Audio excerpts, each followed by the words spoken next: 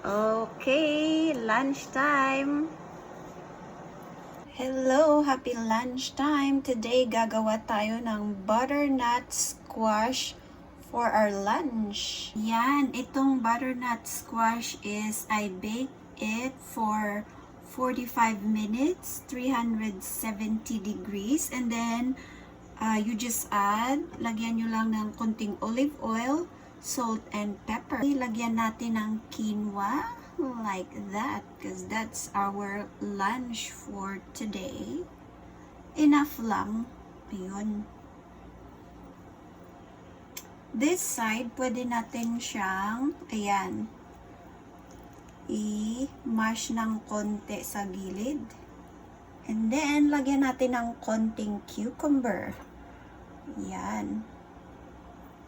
To add a little more crunchiness, lagyan natin ng apple. Ayan, slice nyo lang siya ng maliliit para kasya siya. Ganyan. Then, ilagay na natin yung ating dressing. So, it's just olive oil, salt and pepper, and lemon. Spread natin yan. Voila! Lunch is ready. Okay, lunchtime. So, Andoy. Good? Oh. Dig it in with there is adati quinoa na data, and then cucumber and apple plus the dressing na kat olive oil, salt and pepper and lemon. So, kumusta ang food, Daddy Ngay? Mayat, ampiya. Ampi. Ampiya, lunch, Daddy? Ang amis, ampiya. This is mine.